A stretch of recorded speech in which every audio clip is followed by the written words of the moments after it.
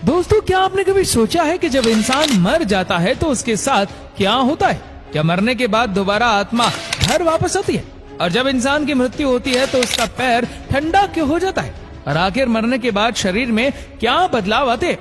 और क्या आपने कभी सोचा है कि मरने के बाद इंसान के शरीर को अकेला क्यों नहीं छोड़ा जाता? क्यों मरने के 13वें दिन 13वीं मनाई जाती है? मरने के बाद आत्मा कहाँ जाती है और आत्मा के साथ क्या होता है? अगर आप भी इन्हीं सारे सवालों के जवाब जानना चाहते हैं तो चलिए फिर आज हम आपको बता देते हैं।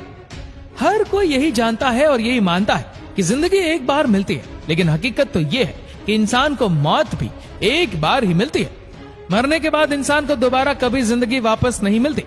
इसीलिए मौत का नाम सुनते ही लोगों के रोंगटे खड़े हो जाते, क्योंकि एक मौत ही ऐसी चीज है जो इंसान के सारे रिश्ते एक ही पल में तोड़ देती है। जब इंसान मरता है तो वो मरने से पहले अपने बचपन से लेकर अब तक की पूरी जिंदगी देख लेता है, वो भी सिर्फ 7 मिनट के अंदर।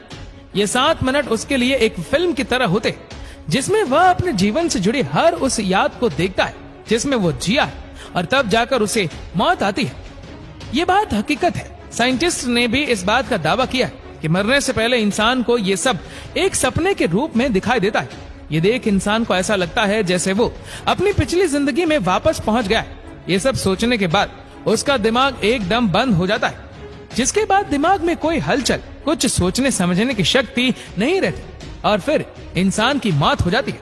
आपने देखा होगा कि मरने के बाद इंसान के पैर एकदम बर्फ जैसे ठंडे हो जाते, धीरे धीरे उसका शरीर भी निढाल हो जाता है। ऐसा क्यों?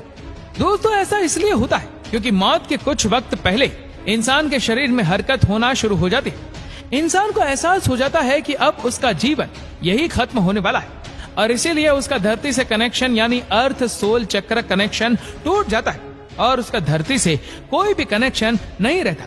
इसी वजह से मरने के बाद इंसान के पैर ठंडे पड़ जाते हैं, और यही वजह है कि मरने के बाद आत्माएं जमीन पर ना रहकर हवा में उड़ने लगती है। जब इंसान मरता है तो उसकी आत्मा पैरों से बाहर निकलना शुरू हो जाती है, और आखिर में मुंह से होते हुए शरीर से बाहर निकल जाती है। ऐसा कहा जाता है कि जिसके कर्म जैसे होते हैं वैसे ही उसकी आत्मा निकलती है। यानी अगर कोई इंसान अच्छा है तो उसकी आत्मा बड़ी ही आसानी से बिना तकलीफ के शरीर को छोड़ देती है। वहीं अगर कोई बुरा इंसान है तो लोगों के साथ बुरा करता है तो उसकी आत्मा बड़ी ही तकलीफों का सामना करके निकलती है, और उसके शरीर को भी बड़ी मुश्किलात का सामना करना पड़ता है। इसीलिए आपने देखा होगा कि बहुत से लोग मरने से पहले बहुत ज्यादा बेचैन और परेशान हो जाते हैं। उनके चेहरे का रंग भी एकदम पीला सा पड़ जाता है। ये सब आत्मा के निकलने की वजह से होता है।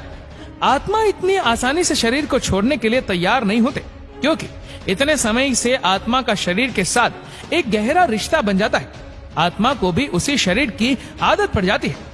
मरने के बाद आत्मा कुछ समय तक शरीर के पास खड़ी रहती है, और जब उसके घर वाले उसे देखकर रोते या चिल्लाते तो ये सब इंसान को महसूस होता है, लेकिन वो कुछ कह नहीं पाता और बस इनके रोने को सुनता रहता है।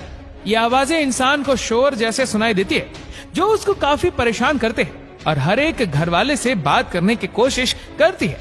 उन्हें अपने बात बताना चाहती है, लेकिन कुछ नहीं कर पाती। अब बारी आती है आत्मा की परलोक जाने की।